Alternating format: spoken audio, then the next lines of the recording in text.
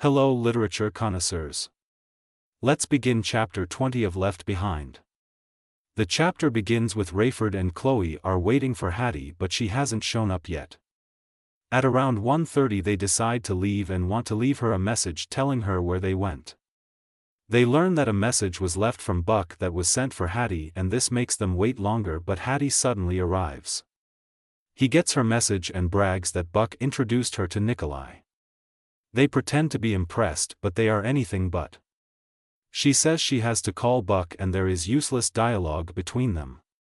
Buck asks to be introduced to Rayford and Hattie tries to blow him off until she learns that he is on the phone 10 feet away from her. This is just foreshadowing how ridiculous the scenes and dialogue are about to become. Not sure if the authors are really just clueless or do they actually think this is amusing. Probably both. The rest of the chapter gets to be just as lame as this. Spoiler alert. Buck explains that he wants to interview Rayford about the disappearances to get his theory because he was supposedly in the middle of the chaos when it broke out. If you can call hiding in the cockpit as being in the middle while the flight attendants did everything. Hattie would have been a better choice for such an interview. Since Buck was on the plane, he should have known this. Rayford agrees and invites Buck to join them for dinner after trying not to act jealous that he arrived with Hattie. Rayford wonders if Hattie and Buck are dating. Buck on the other hand falls instantly in love with Chloe because of her looks. Buck considers telling Chloe about his job promotion but realizes that it would sound like bragging and he doesn't want to appear to do that. Hattie asks Buck and Chloe to give her and Rayford some privacy to speak. The group separates, dividing up the story lines. Buck and Chloe wander off and they both act like a couple of 13-year-olds. They act awkwardly as they try to get to know each other. Buck thinks about how she is very smart and articulate as she speaks. He guesses that she must be around 10 years younger than he is. Chloe starts asking more personal questions and Buck thinks it's because he hasn't worked up the nerve to find out if she's dating anyone. Skipping the useless dialogue here, we get to them seeing cookies being sold. More foreshadowing that this will lead to them acting stupid. Scene changes to Rayford and Hattie and Rayford believes that he is absolutely open and honest.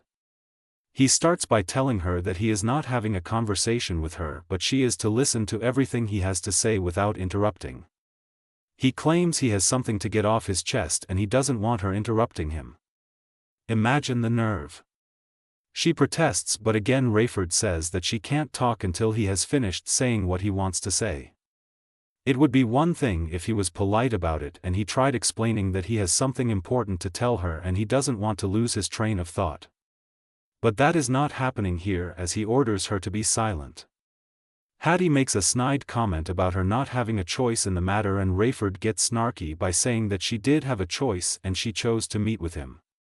Hattie counters by saying she was being kind as he tried to emotionally manipulate her when he demanded that they meet. This is not surprising because Rayford is a typical, Christian, narcissistic piece of shit. The typical "you gotta listen to me because only my opinion matters" type of Christian response. She should get up and leave but of course the authors won't let her. She reluctantly agrees when he says he is going to apologize and she thinks she deserves one.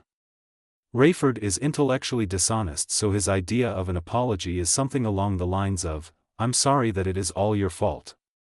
Rayford begins his spiel by stating that they are friends and he admits that he had interests in her.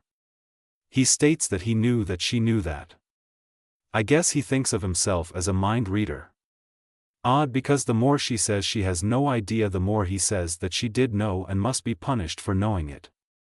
Rayford then claims that he doesn't know anything about how to cheat and that he made a sacred vow to his wife and it kept him from cheating. He then points out how wrong Hattie is and he makes a comment about her morals. As we have to keep mentioning that not knowing anything about his imaginary affair makes her 100% as guilty as he is. Insert eye roll. Hattie looks at him skeptically but he continues that she knew what they were doing was wrong. Rayford gives her permission to speak because he demands to know she forgives him. She brushes it off, not really interested in his apology, but he keeps insisting that she forgive him and she lies to appease him. Rayford says at one point that her forgiving him means that she believes that he is sincere in everything he is saying. He again tries to make her admit her guilt to him. The thing he, and the authors, fail to realize is that no matter how much he tries to project his faults onto her, it will not make her wrong, guilty, or responsible in any way. Hattie makes a strange statement saying that she knows what they did was wrong, which was absolutely nothing. So in the same sentence it's like she is saying that they had the affair and did not have the affair at the same time. The authors can't seem to keep their bullshit straight at this point. Rayford says more nonsense about how tired he is of being phony and he refuses to do it anymore. Hattie begins to cry for some strange reason which is never really discussed. One can assume that Rayford's speech about being phony hit home, somehow, but it makes no sense why. What has she been phony about? Scene changes to Buck and Chloe and make sure you have some Tums handy because this part is nauseating. It's just bitter in a too much sugar kind of way as the authors again make fools of themselves. Buck buys cookies and Chloe eats like a 3-year-old child. The chocolate chips are smeared on her face as she eats. Buck thinks it's so adorable for a grown woman to eat like a child that he uses a finger to wipe off one of the chocolate chips and he eats it. Chloe makes a comment about how gross that is because she could have a disease and Buck laughs and says playfully, "Now we both have it."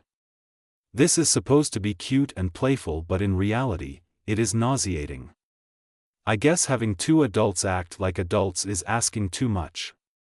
Not sure why the authors thought that Buck eating shit off her face was cute and charming, but what can you expect from Christians? Instead of them walking hand in hand looking up at the sky and looking for images in the stars or shapes out of clouds, if it is daytime. They could have talked about their hopes and dreams or even gotten better acquainted. Instead we have 3-year-olds eating shit off their faces.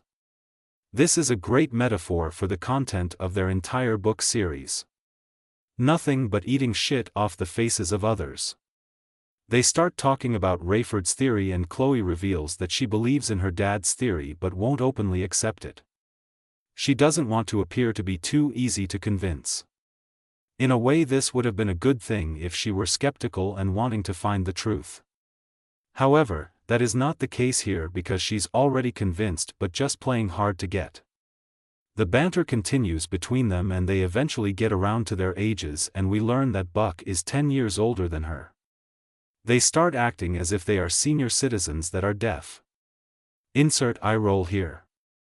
Scene changes back to Rayford as Hattie finally stops crying in time for Rayford to start talking about his theory. Rayford again considers himself to be the ultimate authority of good as he brags about being sincere. What is it that Shakespeare would say? Methinks the Christian doth brag too much. If the authors believe that being sincere holds any weight in an argument that are stupider than I thought. No matter how sincere a person may seem, they can be as sincere as Mother Teresa and still be wrong. Rayford acting all sincere, which he isn't, doesn't prove that his imaginary friend is real and loves him. It does not prove that Robert Redford is the sexiest man alive. Unless you are two closeted homosexual Christians. Hattie blows him off not wanting to hear his Jesus babble. Rayford objects in a George Costanza from Seinfeld moment. Rayford claims that Hattie needs to listen to him and she laughs at him to scorn and despair. You can't break up with me, I have hand. George Costanza cried and the girl responds by saying, and you're gonna need it. This ends chapter 20 of Left Behind. Next time we start chapter 21 as the putridness continues. I hope your stomachs are up for the challenge of trying to not vomit as this gets even more ridiculous. See you next time.